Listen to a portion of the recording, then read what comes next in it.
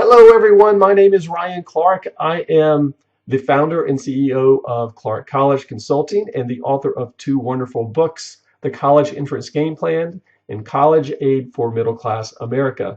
And today I wanted to tell you a little bit about financial aid and specifically need-based aid. So let's start from the beginning.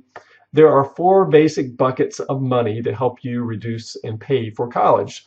The first bucket is outside or private scholarships. The second bucket is need-based aid. The third bucket is merit-based aid. And the fourth bucket is the college's own money. And today I wanted to tell you a little bit about need-based aid because I get a lot of questions about that. Well, let's start from the beginning. The colleges and the government say the primary responsibility for paying for college is with the family.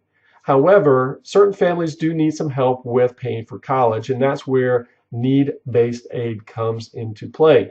So how do they calculate need-based aid? Well, this is the formula.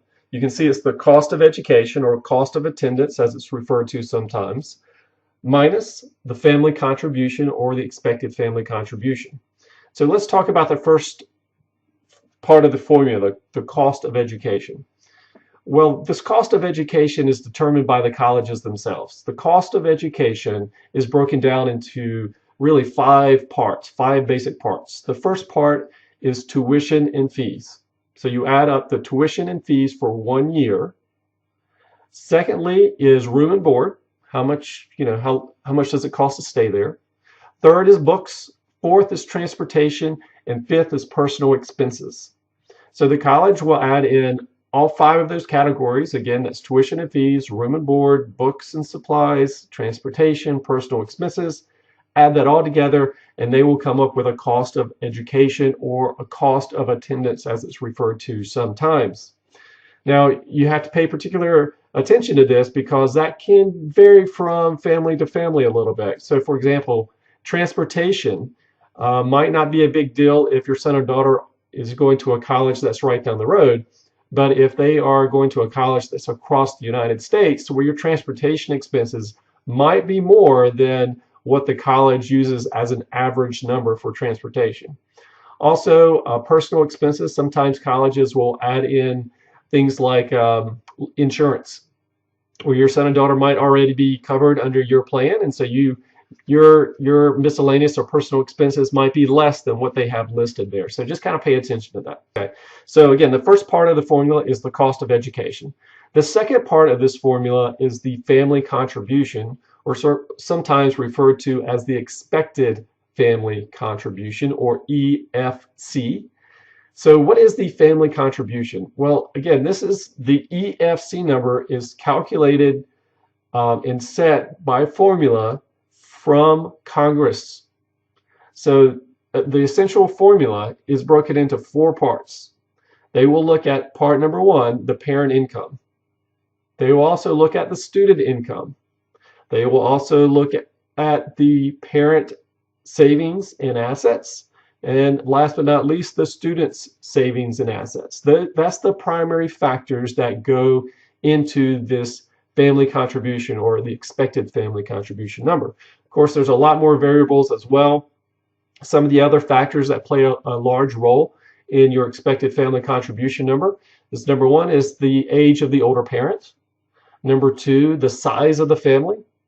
And number three, the number of children in college at the same time. And that plays a huge role, right? So your expected family contribution number is almost divided by the number of students you have in college at the same time. So if you're a family that has twins and they're going off to college at the same time, your EFC number is essentially going to be divided by 2, almost, approximately.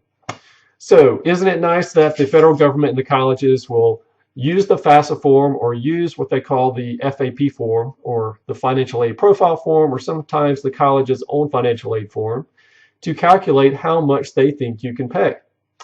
But the FAFSA form is used by every college that gives out federal money, and that's almost every college in the United States. They use the FAFSA form.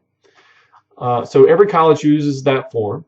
Like I said, some colleges, like some of the private schools and some of the elite state schools also use an additional form, and we'll talk about that on another day. But again, to understand this family contribution, just realize it's a formula that's set by Congress. and it primarily uses your parent income, the student's income, the parent's savings and assets, the student's savings and assets. They stick it in that formula, and it comes up with a number called your family contribution. Now, if the cost of attendance is more than the family contribution number, then you have a financial need. And that is the maximum amount of need-based aid that you will receive. Now, you have to pay particular attention to this because not all colleges meet 100% of this need. Some do, a lot of private colleges do, and some state schools do, but many do not. They will use what's called a gap. And some colleges will meet your need, but it will be in the form of loans and work study and not free money, such as merit aid and scholarships, so on and so forth. So pay particular attention to that. And one more thing I wanted to tell you.